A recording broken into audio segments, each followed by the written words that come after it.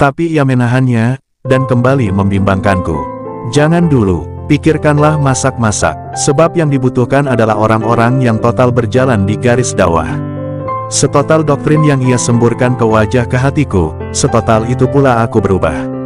Aku seperti duplikat Mbah Rahmi di Pondok Ki Ageng. Sehari-hari dalam aktivitasku kuisi dengan membaca Al-Quran lengkap dengan terjemahannya. Kujalani ritual sholat dengan mantap. Hampir seluruh waktuku kuhabiskan untuk sholat. Bukan cuma yang wajib, tapi juga yang sunnah, seperti rawatib dan lain sebagainya. Paginya aku dipastikan menghadap Allah dalam sholat duha sambil menunggu zuhur menjelang. Malamnya kudirikan tulang-tulangku dalam tahajud kepadanya. Bermalam-malam begitu yang membuat mataku sembah oleh tangis ibadah dan kerinduan kepada Allah. Ya Allah, singkapkan wujud-Mu kepada hamba dalam tirai senyum malam yang bergemintang dan bercahaya.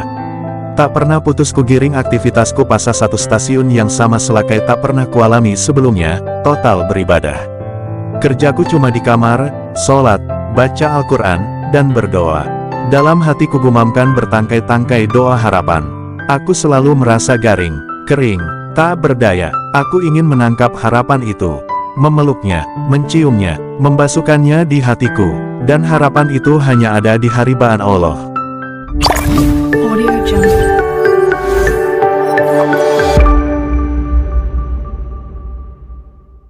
Ya Allah, kalau memang ini kebenaran, berilah ketetapan hatiku. Aku yakin seyakin-yakinnya ya Allah, bahwa hukum-hukum Islam itu baru ditegakkan demi tegaknya ayat Al-Quran. Dan inilah awal bentuk penyerahan diri dalam Islam itu. Aku harus bersihkan diriku sebersih-bersihnya, karena aku sedang dalam tahapan memasuki sebuah gerakan suci yang punya misi mulia. Menegakkan daulah Islamiyah di bumi Indonesia. Wih, hebat sekali cita-cita itu. Tak pernah kuduga bahwa aku adalah salah satu nantinya yang bekerja menyelamatkan akidah umat Islam Indonesia.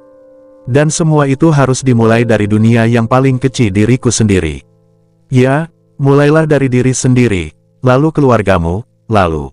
Bukankah begitu perintah agama? Aku pun dengan segala ketotalan hati memasrahkan diri sepenuh-penuhnya kepada Allah, kepada ayat-ayatnya, hukum-hukumnya di bawah pimpinan seorang khalifah. Aku tengah memantapkan semantap-mantapnya niat pengabdianku kepada Tuhan. Pengabdian yang sungguh-sungguh. Aku benar-benar bertobat. Pertobatan yang sungguh-sungguh. Aku menghamba sepenuh-penuh hamba. Penghambaan yang sungguh-sungguh. Inilah yang menurutku Islam, yakni totalitas keabidan.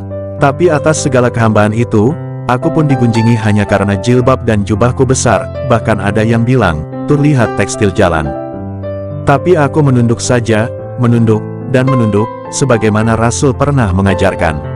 Salahkah aku berpakaian demikian? Bukankah aku hanya menuruti perintah Allah dalam Al-Quran Surah An-Nur ayat 31, yang memerintahkan agar menutup aurat serapat-rapatnya? Salahkah aku berpakaian yang demikian dan mengurangi aktivitas keduniawan? Kudengar pula bisik-bisik yang tak mengenakan, bukan hanya perempuan-perempuan santri mahasiswi di kamarku, tapi juga santri-santri di seisi pondok ini, hanya karena aku sudah enggan keluar rumah. Salahkah aku mengamalkan ajaran yang kuterima dari kelompok ikhwan di Masjid Tarbiyah yang sangat menekankan agar perempuan harus berada di dalam rumah? Wajibkah aku mengikuti tradisi pondok yang harus sholat berjamaah? Ya, karena aku meyakini doktrin bahwa perempuan harus dalam kamar, maka aku pun tidak ikut berjamaah. Isu lain yang tidak kalah menyakitkan ialah, aku dikatai menantang para kiai, menjelek-jelekan kiai. Kejamnya isu itu. Mereka katai aku menjelekan dan membangkangi kiai, hanya karena aku enggan sholat berjemaah dan mengikuti pengajian rutin yang diselenggarakan di pondok. Gunjingan itu, terangku katakan, menggerahkanku. Sudah panas betul rasanya hatiku. Aku begitu sadar mendapat intrik dan cibiran yang demikian itu. Tapi ketika kemarahan itu datang, sebuah suara membisiki dari pedalamanku bahwa segala cibiran, segala intrik adalah cobaan dan ujian darinya sebelum aku menapaki jalan dakwah yang luar biasa mulianya nanti. Mas Dahiri, gumamku dalam hati, aku siap mengemban amanah mulia yang telah kamu sampaikan itu. Kusambut jalan itu. Aku siap bergabung dengan jundulah-jundulah yang merelakan seluruh hidup mereka untuk tegaknya ayat-ayat Tuhan di atas bumi. Dengan mengenakan jubah besar warna coklat tanpa renda pewarna, kaos kaki tipis panjang, aku mengikuti prosesi pembayatan. Aku dijemput Mas Dahiri di Fakultas Hukum, dan bertemu dengan beberapa ikhwan. Kiran, kamu sudah siap? Saya siap Mas. Lillahi ta'ala, kalau begitu, kami akan menutup matamu. Ini untuk menjaga rahasia tempat di mana kamu akan dibayat. Bagaimana? Seorang ikhwan mengeluarkan secarik kain hitam yang langsung membekap pandanganku. Gelap seluruhnya, dan kurasai aku dipapah menuju sebuah mobil. Setelah itu aku tak tahu apa-apa. Hanya guncangan dan suara mobil ku dengar menderum membelah jalanan aspal.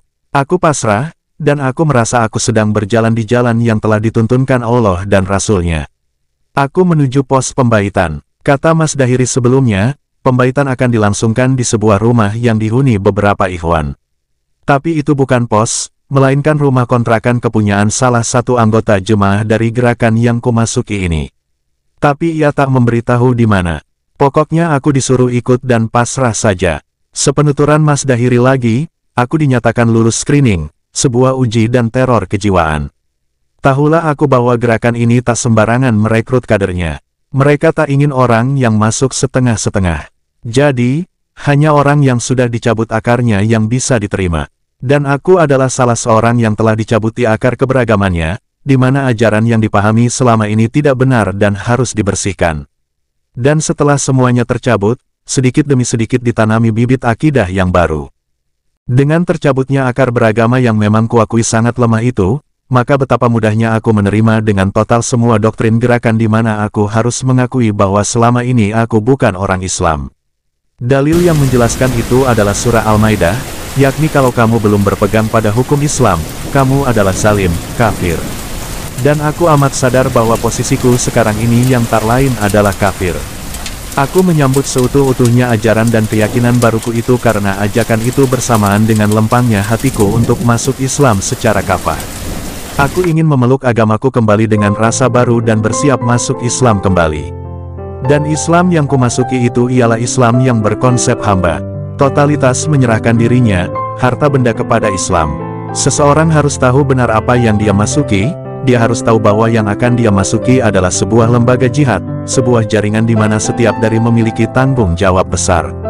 Makanya, sebelum pembaitan aku menjalani masa-masa pembetulan niat dan pencabutan virus pikiran yang tidak-tidak.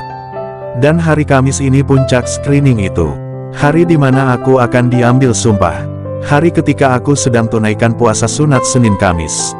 Hari ketika aku bayangkan diri seperti di komunitas Nabi yang dikelilingi sahabat-sahabatnya, kala membayat mereka yang sadar memeluk Islam secara kafah.